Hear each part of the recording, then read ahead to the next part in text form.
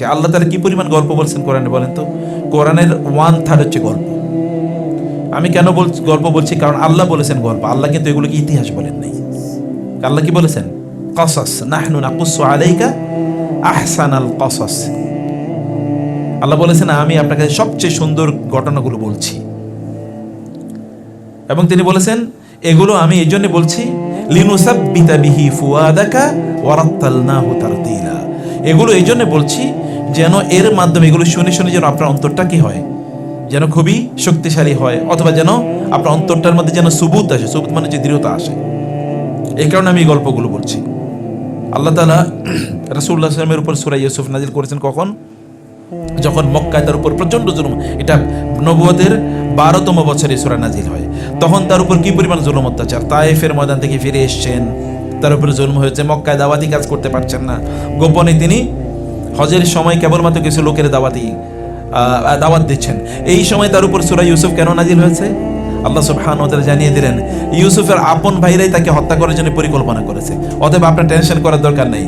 ইউসুফ আলাইহিস সালাম পরবর্তীতে কি হয়েছেন? তিনি বাদশাহ হয়েছেন না, নবী এবং বাদশাহ। আর আপনাকে এই সূরা বলে আল্লাহ তাআলা তাকে জানিয়ে দিয়েছেন আপনার টেনশন করার কোনো কারণ নাই। পরবর্তীতে আল্লাহ রাসূল কি হয়েছেন? বাদশাহ হয়েছেন না মদিনায় গিয়ে। বাদশাহ মানে কি? প্রেসিডেন্ট, যদি আমরা ওই অর্থে বলি। মদিনায় তিনি প্রেসিডেন্ট, এবং সবাই মিলে ইহুদিরা, তৎকালীন মুশরিকরা সবাই মিলে তারা সিদ্ধান্ত নিয়েছে চুক্তি, মদিনা চার্টার অফ মদিনা যেটাকে বলে, charter of constitution of Medina. এই মদিনার সেই সনদের মাধ্যমে তারা এই কথা বলেছে যে রাসূল সাল্লাল্লাহু আলাইহি ওয়াসাল্লাম কি হবেন? মদিনার তিনি রাষ্ট্রপ্রধান হবেন, তার সিদ্ধান্তে সব চলবে। এবং এই কারণেই তো ইহুদিরা যখন তার বিরোধিতা করেছে তাদের উপর মৃত্যুদণ্ড কি কার্যকর হয়েছিল? এই কারণে, কারণ রাষ্ট্রদ্রোহিতা। ওটা রাষ্ট্রপ্রধানের বিরোধিতা করা রাষ্ট্রদ্রোহিতা।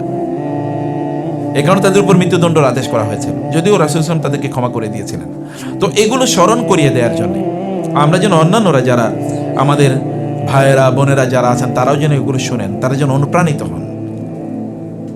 সেই কারণে আল্লাহ সুবহানাহু ওয়া তাআলার সুন্নাহ এটা, আল্লাহ রাসূলের সুন্নাহ এটা। তিনি প্রচুর পরিমাণ গল্প মানুষকে বলেছেন, হাদিসের প্রচুর পরিমাণ কিসসা আছে।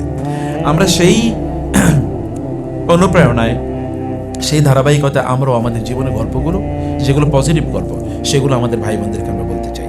বলার জন্য আমাদের একটা প্ল্যাটফর্ম লাগবে, তাই না? এবং এই প্ল্যাটফর্মটা নিয়ে আমরা আলোচনা করেছিলাম। প্ল্যাটফর্মটার নাম আমরা কি দিয়েছি? আস-সুন্নাহ হাজ আলামনাই, বা আলামনাই আমরা দিই, আস-সুন্নাহ আলামনাই।